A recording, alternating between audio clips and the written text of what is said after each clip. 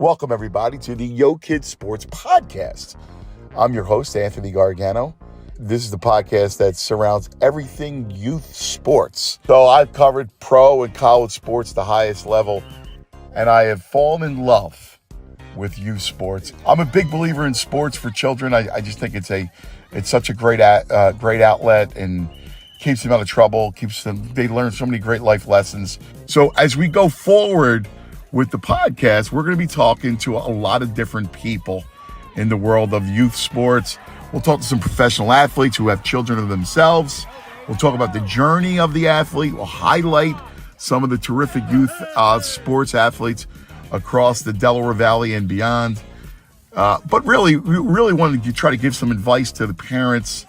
Listen, if you got a good story, good idea, please, like I said, hit me up and we'll get to Yo Kids Sports Podcast.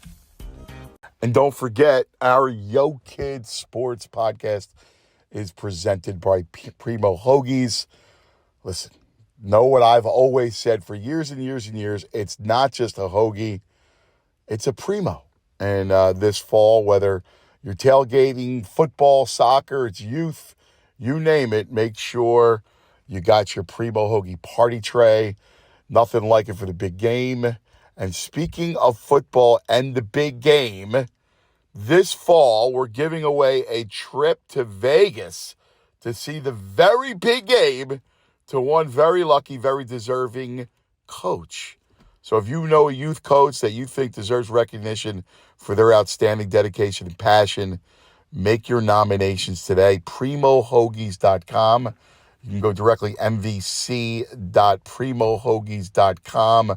Our most valuable coach promotion here at Primos. I love it. We got to shine some love, give some love to these youth coaches that spend their time, many of whom just getting their full and no compensation. So they're the best. Nominate your favorite coach. Again, it's the Primo Hoagies most valuable coach contest. I love it. I think it's great. And who knows, maybe they'll get to see the birds at the big game. Wouldn't that be something? What was your biggest weapon in teaching them? Like, because we all know what you knew what you wanted it to look like, but getting all these kids to buy it, especially in an AAU situation, because let's face it, AAU kids, there's a lot of selfishness when it comes to getting basketball. There's prone to selfishness, whether it's shots or dominating the basketball. You know it. Well, no question. And I think for me, one thing was they saw immediately I don't tolerate it, like at all. And I see, I've seen a lot of basketball in my life at the youth level, and I think there are times when coaches at that level are afraid of losing a player, right? So they kind of acquiesce all the time, and they're afraid of actually coaching them because there's no repercussion from changing teams. Anthony, I played 1 year. I played against a kid. I wish I could remember his name. And the reason I remember that he played on 3 different teams against me because he lit me up, right? If he was a kid that didn't score, I wouldn't remember this, right? But this kid's like 6'6", 6'7". We see him in a tournament early in the year. He gives me like 30. He was a problem, man. I'm like, God, I'm talking to my assistant coach. Like, that kid is a problem. Then about 6 weeks later, we're in a tournament, like in another part of the country. And I'm like, is that the kid that gave us 30, like back in North Jersey? It was. And he hurt us again. And then I saw him at the end of the year in July at another exposure tournament. He was in a different program. And so my point is, there's no repercussion to leave. You could play on one tournament with a team this weekend. Next week, I'll play with somebody else. If you tell me something I don't want to hear as a player, or my parents get upset because I don't get enough shots, touches, minutes, whatever, I'm out. I'm out because I can go play for anybody. I don't have to sit out a year. I just go weekend to weekend. So I think as a result, coaches tolerate some of the selfishness, and I was not going to do it because for me, with what I had going on, I mean, Anthony, think about this. I'm flying back some days from Sports Center. I'm in my suit on the plane, landing at Philadelphia Airport, in my suit with a gym bag, going to the high school gym we practice at about a half hour from the airport, going into the gym, going into the bathroom, changing out of my suit into my gym clothes, and then running practices. And in 2 years I coached my daughter's AAU team, we had to do back-to-backs because I only had 2 nights free a week. So then I would do 4 hours of practice, boys and girls back-to-back. So for me, the reason I say that is because I was not about to let selfishness ruin this experience for me. Like it's just not worth it to me. I got too much going on. I don't need this. I want to do this. And so I'm not allowing it. So I had certain type of players I wanted to coach. And then I would just halt it as soon as I saw it. And one thing that they learned from me, and this, I'm big on this whenever I try to help young coaches, there literally is no detail that can ever be overlooked when you're trying to clean up what an offense looks like. And I have been at college level practices, Division I practices, and I have been watching drills where I personally have seen 3-4 things wrong, like the angle of the screen, the timing of the reversal, where the player was he was too flat toward the baseline, so the screen was bad, and that's why he wasn't open, right? And they're running stuff, and they're competing for 2 minutes, and then they just check it up again at the top, and I'm like, nobody mentioned any of those things. And I'm going, I don't get it. Like, so for me, and I think part of it is, look, I'm blessed that I think I can see 10 players at the same time when I watch a game, and I can see it all. Yeah. So for these kids that I coached, this was the first time they'd heard some of this stuff. And when you start showing them, like, and literally stop, do it again, stop, right? When they're getting annoyed because they just want to get into a rhythm. And I'm going, no, you cannot move on to part B until we master part A, because these things on this set are all linked and they need to be perfect. And they're all details. Every single guy has a detail, and it has to be done that way. And look, obviously, then you start to teach them after that. Now there are reads to be made. You're not going to be a robot. So now there's a read. Oh, a guy understands what we're trying to run. He's going to cheat and try to get over the screen. Well, now here's the counter to that. And before you know it, they understand every detail matters. I'm stopping it constantly to get it right. And now we're building blocks and an offense, because now we're adding the counters. Now we're adding what comes next when this team thinks they've got you figured out. And then by the end of, and usually it wouldn't be at the beginning of AAU season. Let's say we're 3 tournaments in. We'd hit our stride. And now it was just this beautiful, motion offense that we could run, that they were so comfortable running, and they made every read right, And so that, I think, to me was the difference. I see every little detail that matters on why a play is not successful or why a play is successful, or an individual is successful in what he's doing. I can see it, and I know exactly why. Not like, oh, let's do it again. No, do it again, but this time your bottom foot needs to be above the 3-point line, because that distance means everything when he's coming off for spacing. Like little things like that. For young players, they never heard any of this stuff. So now that they just started to polish up their game to such a level. And I think that's why, I enjoyed it so much, because I was giving them something in a different way. And honestly, that's how I am on the air. I feel like I'm trying to say something in a different way than anybody else would. Maybe on the game you just watched, I saw something maybe a little differently. And now that's what I want to break down. And I try to make it a teaching point. And I've always thought about it like a coach since I've been on the air. Well, no, you're the way you break down the game is completely a coach. You educate, I think, the viewers on how the game is supposed to be played. And we all tend to rail on, oh, the game's not playing with. Yeah. There's some great players in this league. Oh, absolutely. The talent level overall is better than it's ever been. There are more highly skilled players on rosters than there has ever been. Now, that doesn't mean always that I'm going to say, well, this brand of basketball is the best it's ever been. Those are two different conversations. Yep. Well, I'm not one of those guys from previous generation that's railing about nothing that's news better. I'm not that. I think there are bits and pieces of each of the 3 eras that I'm talking about. Like the 80s, when I grew up, number one, falling in love with the game. That's high school, that's college. That's also an incredible era in the NBA. So I'm watching it going home at night when I'm falling in love with the game and developing as a player at those, age basically 14 to 21. I'm also going home at night and I'm watching the Celtics and the Lakers and the Sixers and the Pistons and those teams from that era play a certain style that was, maybe love it even more watching that, right? Then there's the 90s into the early 2000s, and then there's now. And so there's 3 different eras since I've fell in love with the game, and there's bits and pieces from each that I love. So, but I will say, I think there are more highly skilled offensive players now than there have ever been. And the reason is because the training that they do is completely different. It's so much higher level in what they are specifically working on to improve their handle, their footwork, their shooting range, like all those things. We just didn't have the creativity and the number of drills like growing up and the access to be able to look at guys on a video and pick up stuff from across the country that this guy's doing. Oh man, that's an incredible drill. I'm going to work on that. We didn't have all that. So that's why you have guys that are so highly skilled, and there's more guys on more NBA rosters that could do more things offensively than there has ever been.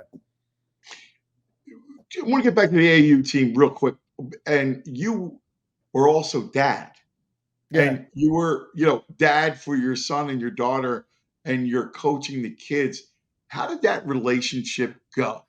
Yeah. Especially someone as driven as you are as a coach. It's hard. And, it's at times the most incredibly rewarding thing ever when it was going well and you're just doing this together. And it's an incredible moment. And I remember my son walking off the court the very last time I coached him. And the game was going to be like a 5-point game. We were going to lose the game. And it was within like 10 seconds. And so I left him and another one of the originals on the court till the very end. Now, the other 2 kids that were the originals were both injured. They were not playing. So I remember this moment. And my son comes off the court and I'm kind of looking at him and we just get a huge embrace at mid-court and hug. And I remember exactly what I said in his ear. I said, I hope you didn't hate all of it. That's what I said to him. And he just was crying and said, no, man, I love it. Thank you so much. And that was actually that was the best year he had, was his last year with me. But look, it's obviously hard because I am an incredibly passionate, intense person. Now, obviously, I'm very loving too toward not only my son, every kid on the team. So I thought I walked that balance pretty well, but I think he's my son and he's got my name and he's always trying so hard to like live up and to make me proud, even though it took a long time, I think, for him to understand that I was going to be proud no matter what. As soon as this ends, it stays here. We're going to go get ice cream and go grab some dinner and watch a game and have a great time. Nothing got carried home. Like that was what we always try to do. But I can understand how difficult that was for both of them. It was very, very hard for them. And I think I got in touch with that later. I understood it a lot better than I did in the moment. And I wish I had understood it better at the time, how hard that was for them to be coached by me during that time. And I think that can honestly be said for any parent-child relationship in coaching. It is a hard thing to do because you're trying to have the best interest of the team, but you really have the best interest in your kid. You're pulling for him, but you're trying to coach everybody. It's a level. You're always harder on your own kid.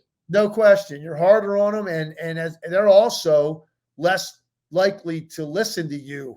Like, it's amazing how your kid can get the smallest bit of advice from any other adult about their game and they're going to soak it up. But when you're trying to tell them, it's like, what do you know?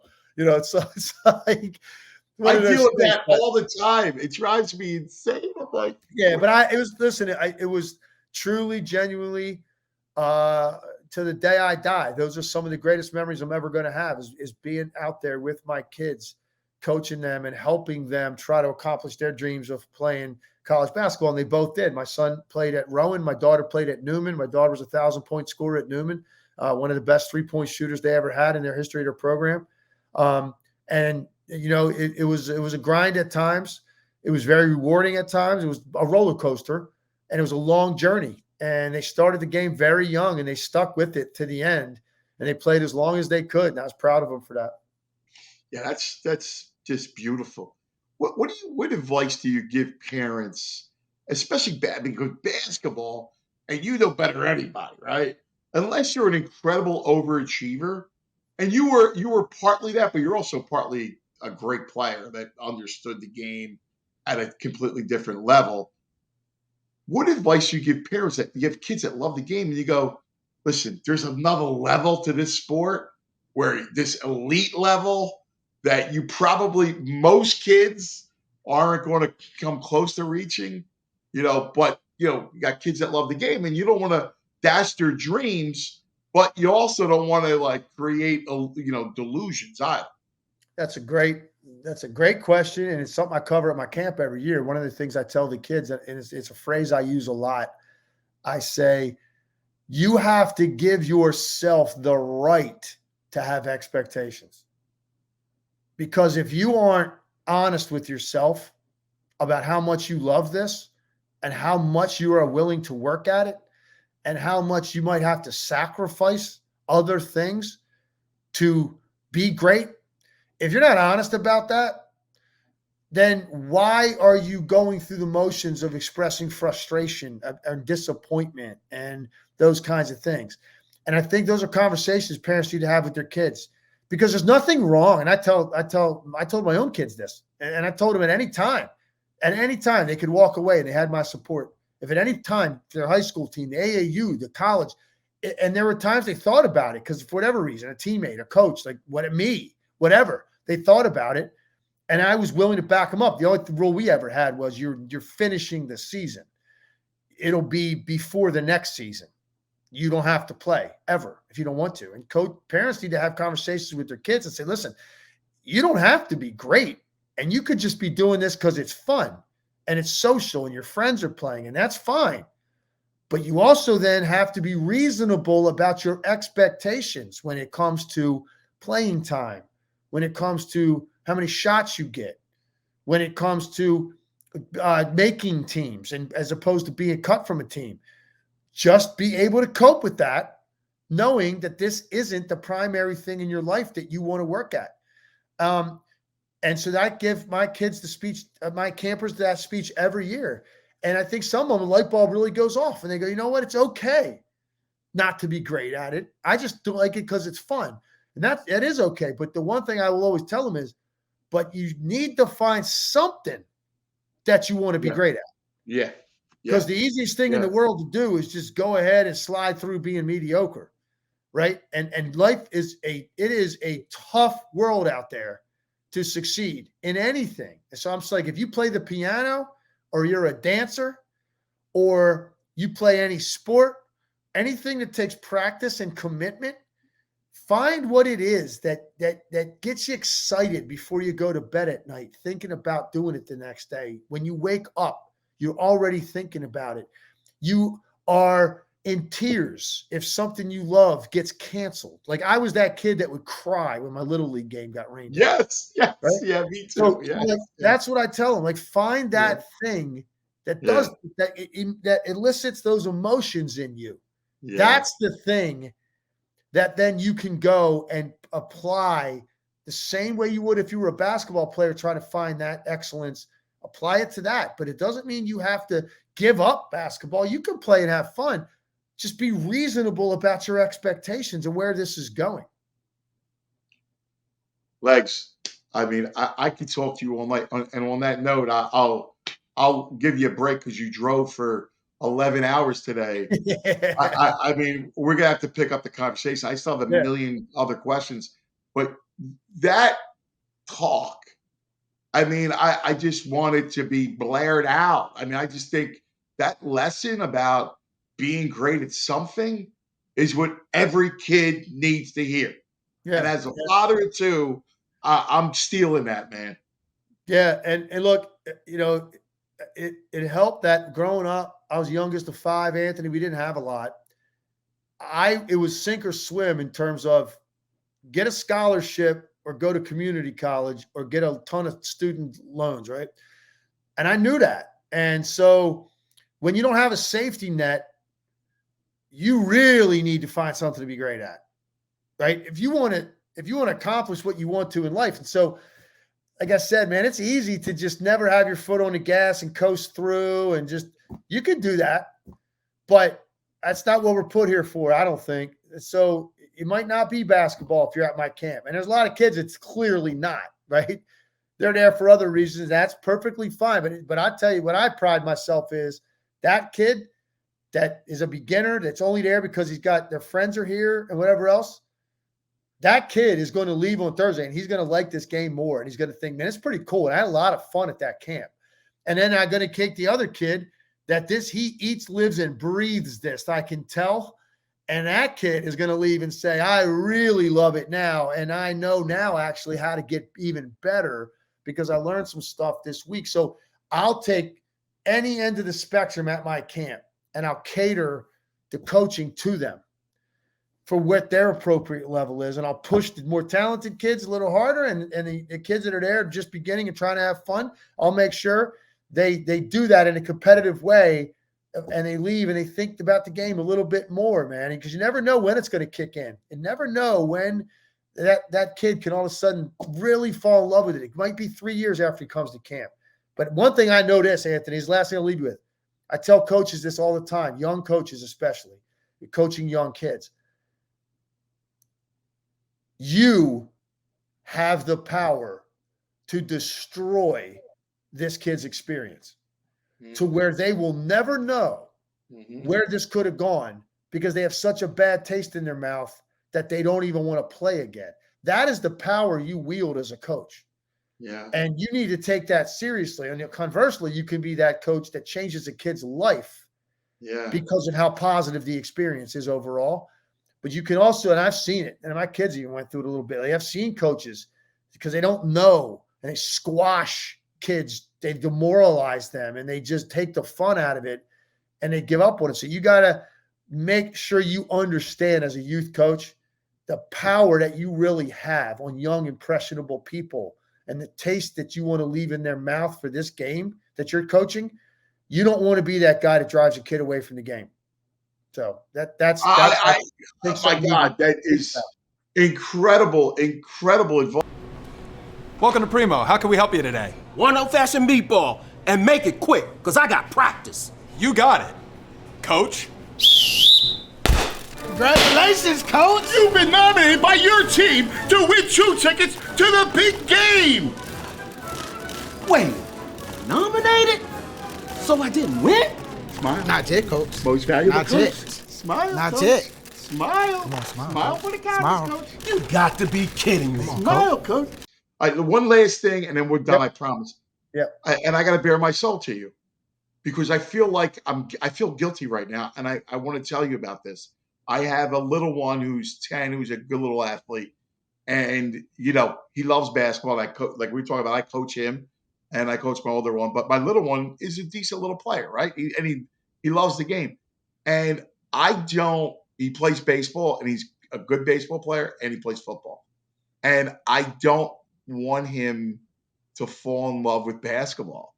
Like, and I'll tell you, I don't. I feel guilty about it because I fell in love with basketball.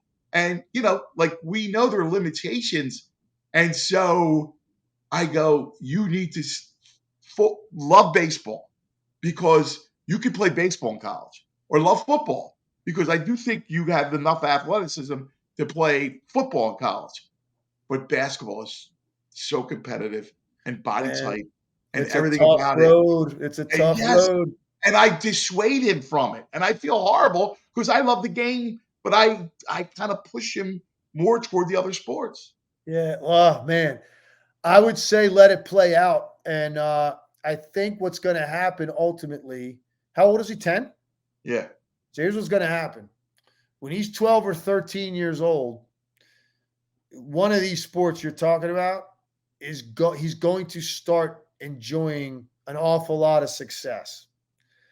And I think that is going to dictate his path. It will happen organically. I don't think you even need to steer him away from basketball. It's going to happen organically. And that sport is going to give him this feeling, right, internally that we have been talking about this entire time, that you can't replicate any other place in his life. And that's going to dictate kind of where then it takes off for him. And he'll make that decision. And I'm not saying it won't be basketball. It sounds like most likely it wouldn't be. And I just tell you, that is a tough path. If that's your dream to play in college, it's you got to be one tough SOB to make it, because it is one of the reasons because of what I said. There's an individual component, man. You got to have a lot of confidence to be on a court and be able to make yourself felt by everybody else out there while also playing within a team concept.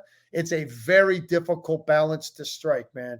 And there's only 10 spots on a team, and there's a ton of competition for those spots. There's a ton of competition for the limited number of minutes that are available in a basketball game.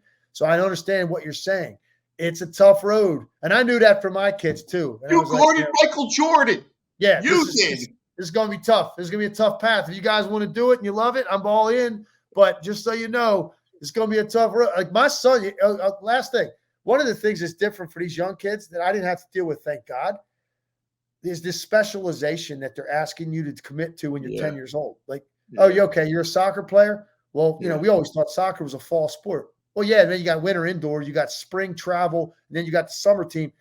And so now, like, as a result, and AAU, by the way, is March through July. That's baseball season. So now when you're 10, 11, 12 years old and you're starting to get pretty good at basketball, and you got AAU teams that are like, they want you on their team, I got news for you. They're not letting you play baseball. No. So now you might, like my son played when he was like 6, 7 years old, played baseball. By the time he was 9, we were playing AAU. He couldn't play baseball. He really couldn't do both. So I'll never know. Maybe my son would have been a major league second baseman. I don't know. But he didn't get a chance because of the specialization. And now I will advise a freak athlete this. If any freak athletes out there listening to this and you're like on that level and you're on that level, don't let them tell you that you can't play every sport, because they'll never tell you you can't come back to that team, because they, more than anything, want talent. I can tell you that right now, right? So, so the freaks can probably pull it off, bounce from season to season still. Like I did, I played everything, and then I played basketball year round at night, but everything else I played, every season came up. That's what I played. Now, man, they want these kids, at 10, you got to sign your life away, and we get you for 10 months out of the year. And now it prohibits other sports and you being introduced to other sports and finding out what you're good at. And it's something that kids have to deal with that I did not, thank goodness, because I might have made the wrong choice at that age. Well, that's the only thing bad about today is that exactly that. Like, I'll go back to my 10-year-old who's playing fall baseball, because you got to play fall baseball. Of course. And he's playing football. So he's got Monday is football, Tuesday's baseball, Wednesday, Thursday's football, Friday's baseball. And then he's got either tournament games or football games, or I'll get him to both. Right. And that's 7 days a week. Like, I know. I'm almost thinking I put too much on his plate, but he loves it. So hey, I want to listen. My son one time in high school, I added it up in a calendar year, played like 160 games in basketball.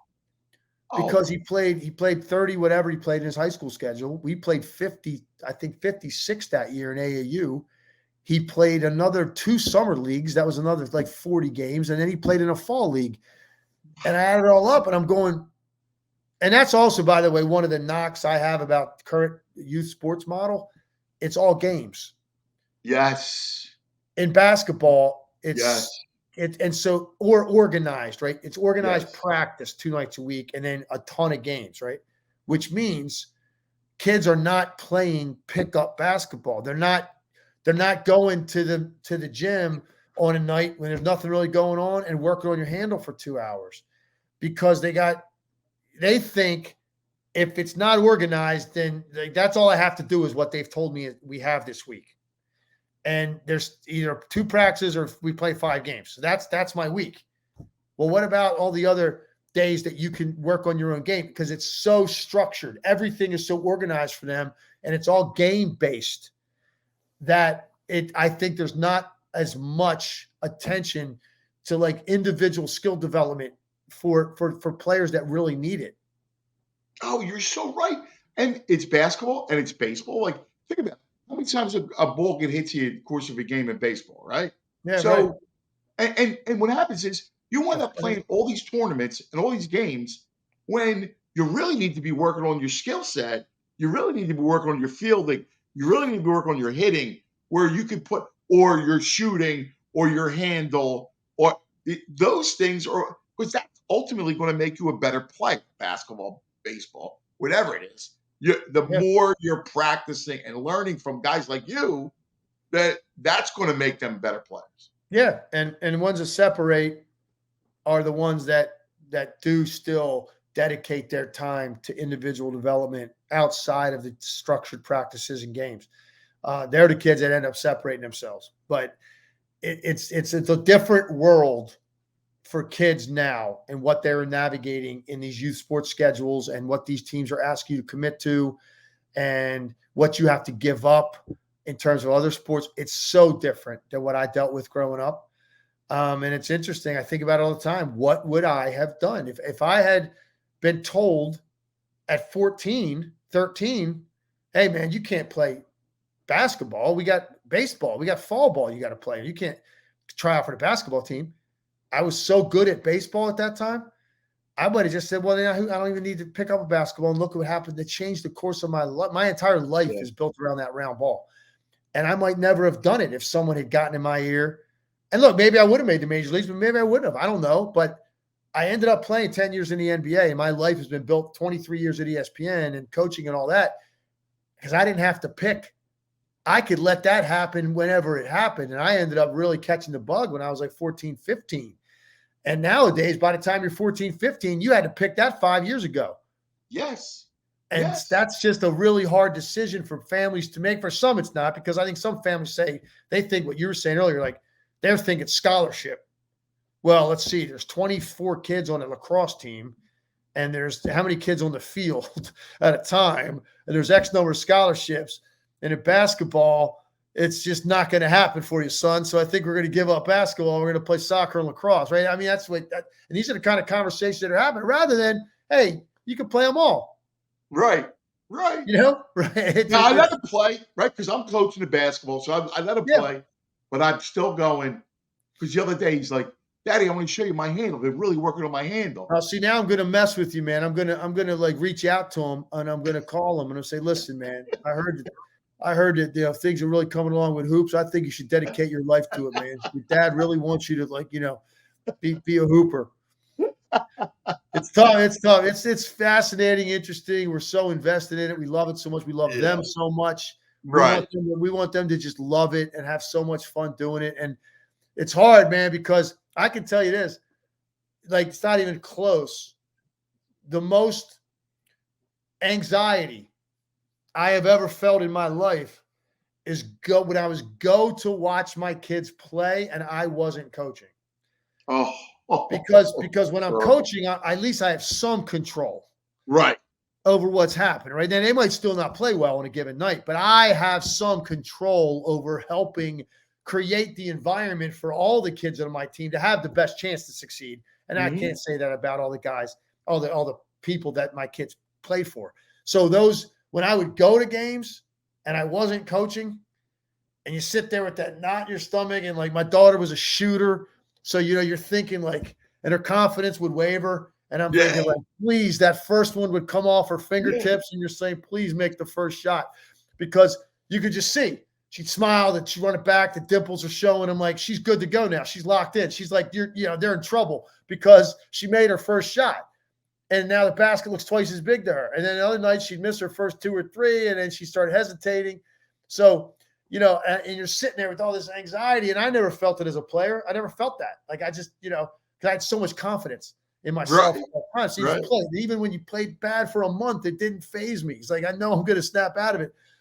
But as a fan as a spectator of your kids, as much as you love them and they're trying so hard to have success, and not everything's in their control because they're playing with a kid that never gives the ball up, and the coach doesn't know how to handle that, right? The coach is letting this kid run roughshod over the whole team, and they don't know how to get him in check, and they don't run anything that makes any sense. Like, and you're sitting there and I used to tell people I would go to the gym, and I would, right outside in the parking lot, I would perform a basketball lobotomy on myself so I could go enjoy the game. Right. It's the only way I could enjoy the game. I had to act like I never saw a basketball game before. That's the only way I could enjoy the game. Like, I never saw basketball. This is great. Like, honestly, my parents were kind of like, my dad was a baseball guy, right? So when he was heartbroken when I finally gave it up at LaSalle. Oh, I can imagine. Devastated. Yeah. He was devastated that I gave up baseball. He was. But he was one that he came to every single basketball game at LaSalle, and he was my number one fan and did all that. But like, he always thought in the back of his head, like, he should have gone stuck with baseball. He never, even at the height of my best years in the NBA, he was still thinking, yeah, you still would have been better in the major leagues. He was just that guy that thought that way, and he was heartbroken when I didn't do it. But here's the thing. Here's why, in some ways, it helped me a little bit in basketball. After a game, I'd get in the car with him. He didn't know. He didn't know what the hell just happened out there. And my mom, my blessed mother, I'd go 0 for 10, and she'd be like, oh, great shooting tonight, honey. It's like, God, you guys really don't understand the rules of the game. My mom used to break out rosary beads when I went to the foul line. And I finally went to her one night, and after the game, my sister's, of course, dying laughing. She goes, Mom had the rosary beads out when you went to the foul line. I said, Mom, I'm going to tell you right now, I got about a 90% chance of success in that situation. The rosary beads are not helpful. Next time you see me on an island with Clyde Drexler, break those babies out.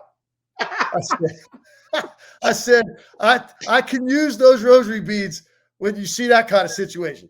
But this foul free throw thing, I got a good handle on this. I got a good handle on what's happening here. I don't even know if the big guy's going to help me that much with that extra 10%. But anytime you see me in those situations, feel free, man. Break those rosary beads out. Whatever you want to do. Well, we had a big laugh over that. That is fabulous. All right, go to bed. I killed you tonight. I love you. We will continue this at another time. Absolutely. You're the greatest. Tim Legler, basketballcamp.com, by the way. People got to get on that. Get now, because you might have, for next summer, you may have registration may end earlier.